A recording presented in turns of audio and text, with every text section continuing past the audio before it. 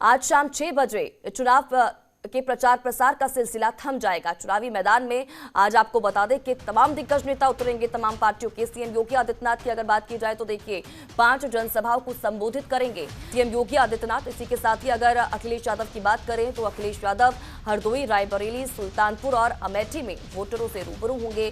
प्रियंका गांधी प्रत्याशी ललन कुमार के लिए चिन्हट क्षेत्र में जनसंपर्क करती हुई नजर आएंगी। तो देखिए उत्तर प्रदेश में 3 चरणों के मतदान हो चुके हैं और आज शाम 6 बजे चौथे चरण का चुनाव प्रचार भी थम जाएगा। प्रचार के मैदान में आज भारतीय जनता पार्टी की ओर से अमित शाह और सीएम योगी आदित्यनाथ होंगे। तो वहीं समाजवादी पार्टी से अखिलेश यादव और बीएसपी के लिए मायावती भी आज प्रचार करती हुई नजर आएंगी।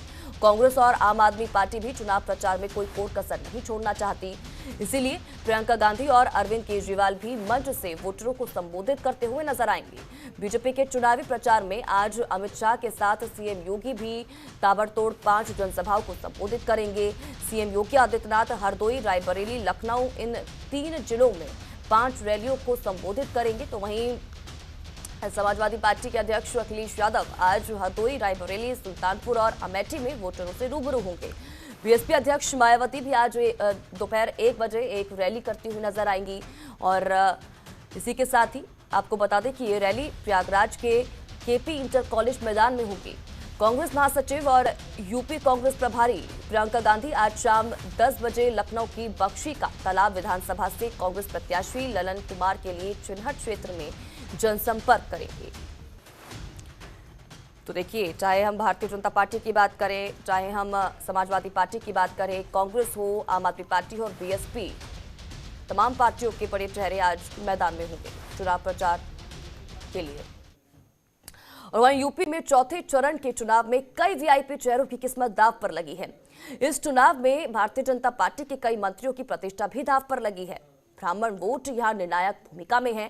तो वहीं समाजवादी पार्टी बीजेपी के किले में सेंध लगाने की हर कोशिश कर रही है। तो कौन कौन से वीआईपी चेहरों की किस्मत इस बार दांव पर लगी हुई है, इस पर देखिए हमारी खास रिपोर्ट।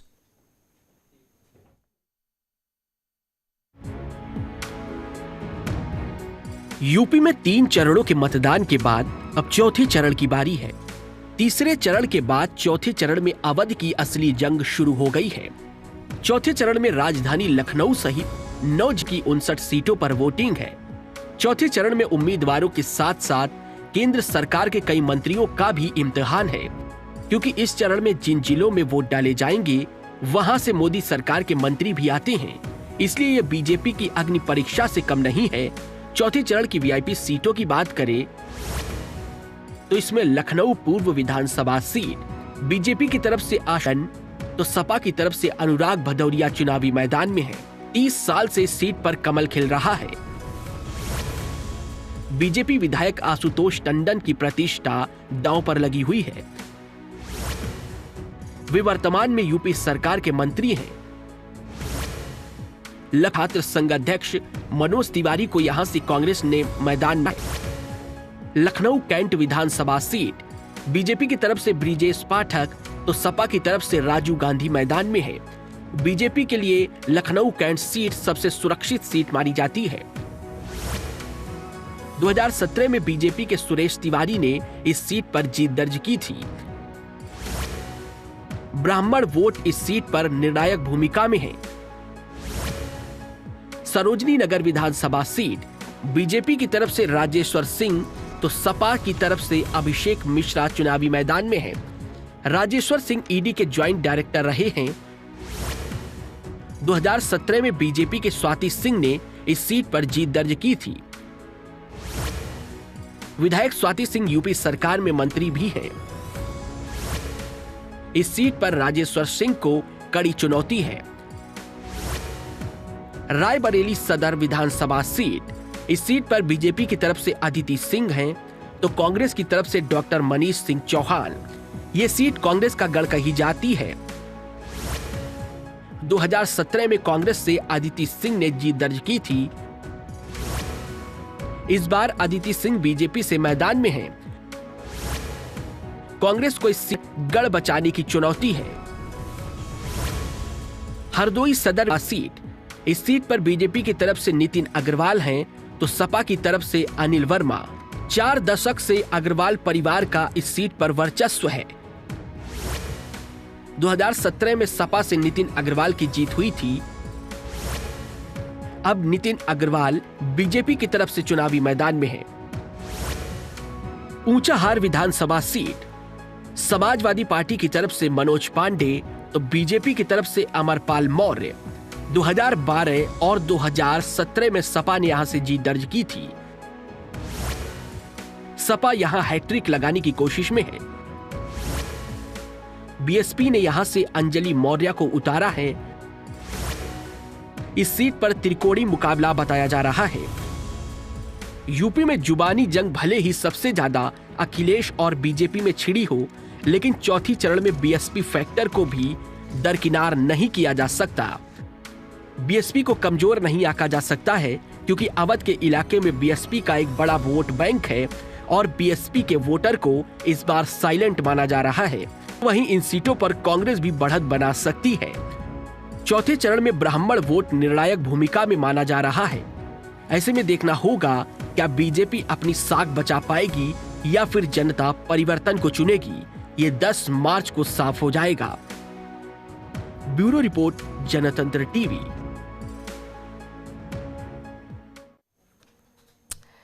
तो देखिए, अगर हम चौथे फेज की बात करें तो उसके लिए आज शाम 6 बजे प्रचार प्रसार थम जाएगा, लेकिन उससे पहले तमाम पार्टियां पुरजोर कोशिश करती हुई दिखाई देंगी मैदान में और लोगों के बीच जाकर वोटिंग की अपील भी की जाएगी। लेकिन इस बीच हमारे संवाददाता पीलीभीत और इसी के साथ ही लखीमपुर खीरी से हमारे साथ लाइव जुड़ चुके हैं। संजय शुक्ला हैं पीलीभीत से हमारे साथ लाइव जुड़े हैं, तो वहीं आलोक श्रीवास्तव हमारे संवाददाता लखीमपुर खीरी से हमारे साथ लाइव जुड़ चुके हैं। दोनों ही रिपोर्टर्स का रुख करेंगे और जानकारी चाहेंगे कि वहां पर इस बार किस तरह के समीकरण बनते हुए दिखाई दे रहे हैं।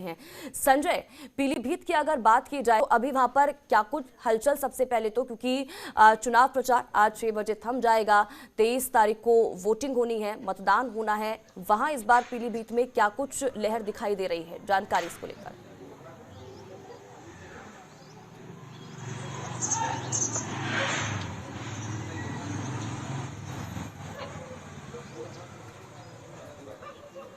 चलिए ठीक है, संपर्क नहीं हो पा रहा है, फिर से जुड़ने की कोशिश करेंगे। आलोक श्रीवास्तव लखीमपुर खीरी से हमारे संवाददाता हमारे साथ लाइव जुड़े हुए हैं, आलोक का रुख करेंगे। आलोक, जानकारी चाहेंगे लखीमपुर खीरी में क्या कुछ आप देख पा रहे हैं, आप आज क्या कुछ हलचल रहने वाली है और साथ ही साथ इस बार वहां की जनता क्या कह रही है?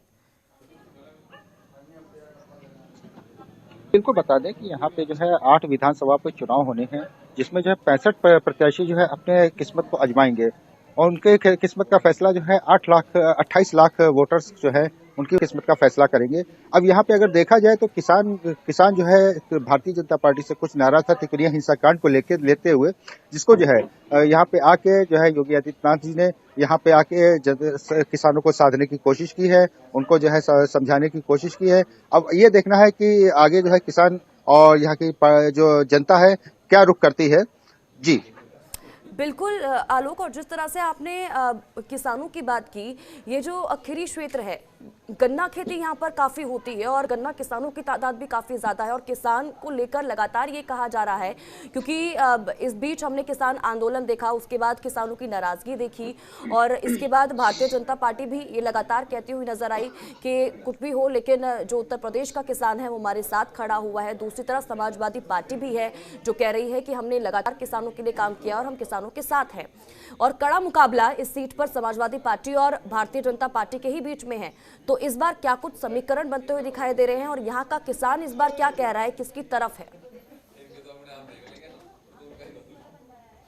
जी बिल्कुल बता दें कि किसान जो है तिकोनिया हिंसा कांड से जो है यहाँ पे काफी नाराज था, जिसमें जो है किसानों की जो मौत हुई थी उनको जो है सब मौतों के कारण जो है काफी नाराज नजर आ रहा था, जबकि भारतीय जनता पार्टी ने उनको जो है काफी साधने की कोशिश की है। वहीं पे विपक्ष भी बराबर हमलावर रहा, जिसके चलते जो है किसान अभी नाराज तो है लेकिन कुछ बोलने के तैयार नहीं है। जी चलिए ठीक है, लौटूंगे आपके पास आलोक। हमारे संवाददाता संजय शुक्ला एक बार फिर से हमारे साथ जुड़ चुके हैं, संजय शुक्ला का रुख करेंगे। संजय, जानकारी चाहेंगे पीलीभीत में क्या कुछ हलचल आज, और इसी के साथ ही इस बार क्या कुछ समीकरण वहां पर बनते हुए दिखाई दे रहे हैं, क्योंकि 2017 की अगर बात की जाए तो मोदी लहर थी और भारतीय जनता पार्टी का कब्जा रहा यहाँ पर, लेकिन इस बार कांटे की टक्कर समाजवादी पार्टी और भारतीय जनता पार्टी के बीच में है, जानकारी।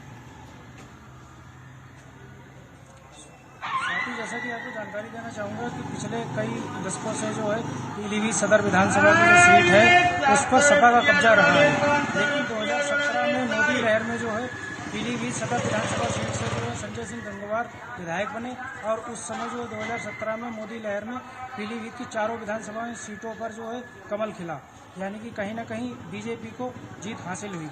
और वहीं अगर इस समय 2022 की बात कर ली जाए तो ऐसे में जो है यहाँ पर कांटे की टक्कर देखने को मिल रही है।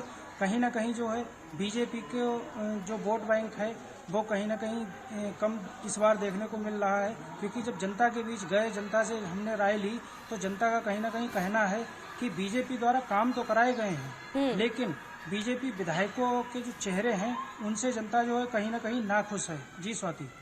बिल्कुल, साथ ही साथ संजय, जिस तरह आपने ये बताया कि लोगों के बीच गए, आप उनसे बातचीत की, विकास के मुद्दे पर क्या कुछ कह रहे हैं लोग और विकास कितना हुआ है आगे, क्योंकि इस बार की अगर बात की जाए तो जो चेहरा 2017 में था वही इस बार भारतीय जनता पार्टी का 2022 में भी है, तो इस बार क्या समीकरण बदलते हुए दिखाई दे रहे हैं? क्योंकि जिस तरह से आपने बताया कि लोग विकास तो देख रहे हैं लेकिन विधायक से खुश नहीं है, विधायक चेहरे से खुश नहीं है, तो इसको लेकर भी जानकारी। स्वाति, जैसा कि आपको बताना चाहूँगा कि जब हम ग्राउंड पे गए और लोगों से मिले, उनकी राय जानी, तो उनका कहीं ना कहीं साफ तौर पे कहना है कि बीजेपी सरकार में विकास कार्य तो हुए हैं, पीलीभीत में रोडें भी बनी हैं, सड़कें भी बनी हैं, बिजली की आपूर्ति जो वो भी ठीक ठाक चल रही है, और जहाँ तक अगर फ्री गल्ले की बात की जाए तो लोग जो हैं उसका भी फ़ायदा उठा रहे हैं, आवास भी मिले हैं लोगों को, फ्री में शौचालय भी मिले हैं, लेकिन उसके बावजूद भी कहीं ना कहीं जनता जो है, 2-3 चेहरे पीलीभीत के ऐसे हैं जिनसे नाखुश है, उनके अपने व्यक्तिगत संबंधों के आधार पर। जी स्वाति। बिल्कुल ठीक है संजय, लौटूंगे आपके पास। आलोक श्रीवास्तव लखीमपुर खीरी से हमारे साथ लगातार लाइव बने हुए हैं, आलोक का रुख करेंगे। आलोक, अगर लखीमपुर खीरी की बात की जाए तो ये समाजवादी पार्टी की पारंपरिक सीट है, और लेकिन 2017 में यहाँ पर भारतीय जनता पार्टी का कब्जा रहा था मोदी लहर में, लेकिन इस बार चीजें बदल चुकी हैं क्योंकि किसान आंदोलन भी देखा, और गन्ना किसानों की अगर बात करें, चाहे हम किसानों की बात करें तो यहाँ पर तादाद भी ज्यादा है, तो इस बार क्या कुछ लहर देखने को मिल रही है? लोग क्या कह रहे हैं? विकास के कौन कौन से मुद्दे हैं यहाँ पर इस बार?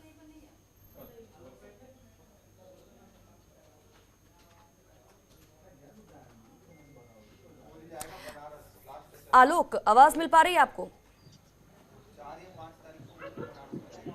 जी बिल्कुल बिल्कुल बिल्कुल बिल्कुल आलोक, सवाल ये था कि अगर हम बात करें लखीमपुर खीरी की, तो देखिए लखीमपुर खीरी समाजवादी पार्टी की पारंपरिक सीट तो है ही, लेकिन मोदी लहर में 2017 में ये सीट भारतीय जनता पार्टी के कब्जे में आई थी।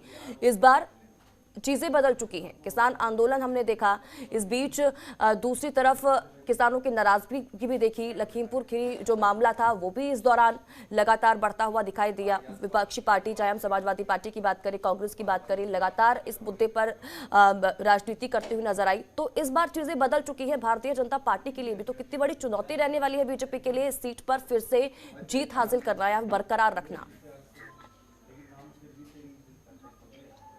जी बिल्कुल बता दें कि जो है लखीमपुर हिंसा जो कांड हुआ था उससे जो है जनता काफी नाराज हो गई थी, जिसके लिए आशीष मिश्रा से लोग बहुत नाराज थे। यहाँ पे अगर देखा जाए तो बराबर जो है मतलब पहले कांग्रेस की सीट रही है, उसके बाद फिर भाजपा की सीट, उसके बाद फिर जो है सपा की बराबर बनाई रही, और लगभग 3 से 4 बार बराबर लखीमपुर में रही है। लेकिन अब की से जो है भारतीय जनता पार्टी ने सीट जीती थी, जिसको मतलब कि अब जो है ज्यादातर वर्चों से जो है भारतीय जनता पार्टी का ही रहने वाला लग रहा है, जैसा यहाँ पे देखने में आ रहा है। जी, लेकिन इससे इतर अगर हम मुद्दों की बात करें लखीमपुर खीरी में, तो कौन कौन से मुद्दे हैं जिनको उठाया जा रहा है? लोग क्या कह रहे हैं? जी, अगर मुद्दों की बात करें तो यहाँ पे विकास के नाम पे लोग जो है, विपक्ष जो है हमलावर है कि भारतीय जनता पार्टी ने के नेताओं ने यहाँ पे काम नहीं किया है। और दूसरा जो है सबसे ज्यादा जो मजबूत विपक्ष के लिए मुद्दा था वो जो है तिकोनिया हिंसाकांड था, जिससे जो है तिकोनिया हिंसाकांड को साधने के लिए जो है काफी यहाँ पे प्रयासरत रहे हैं सभी नेता, मगर फिर भी जो है किसान अभी उनके संतुष्ट नहीं कर पाए हैं।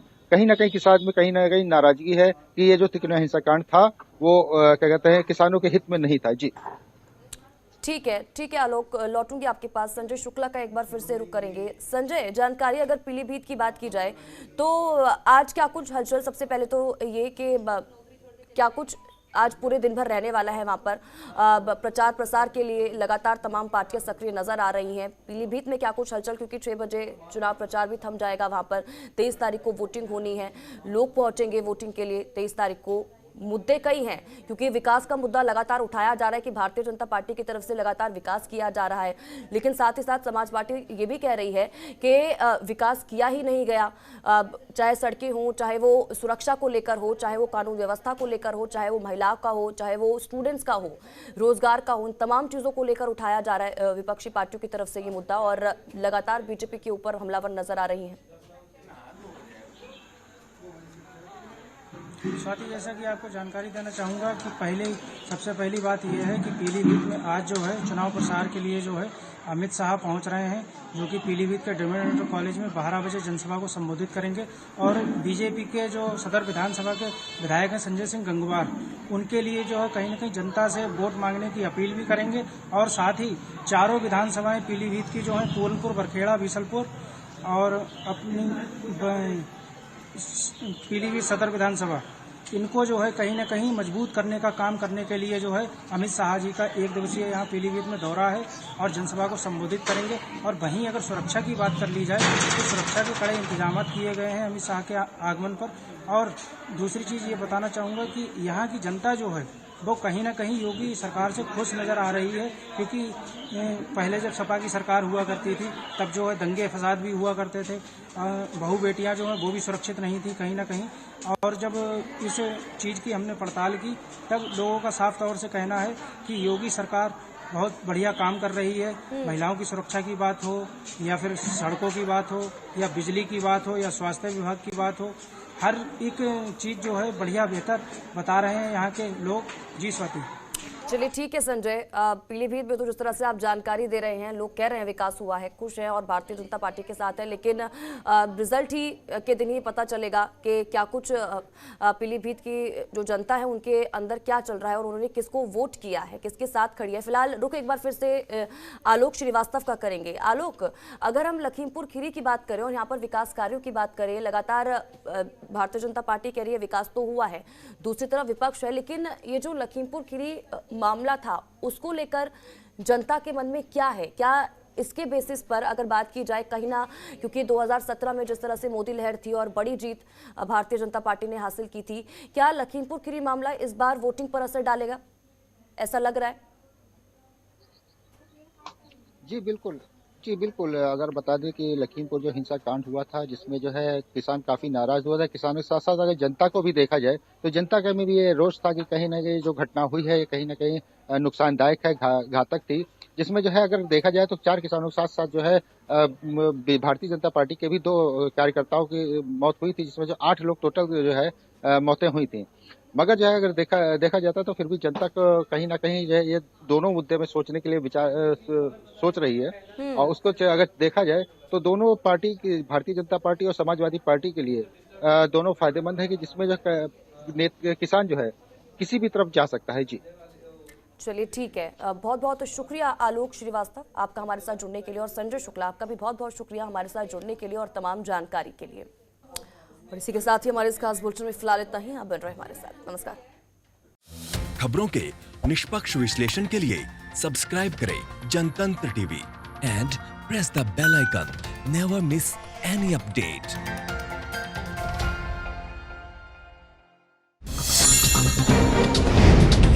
डाउनलोड कीजिए जनतंत्र टीवी ऐप को, जो कि अवेलेबल है गूगल प्ले और ऐप स्टोर पर। अधिक जानकारी के लिए अभी डाउनलोड करें।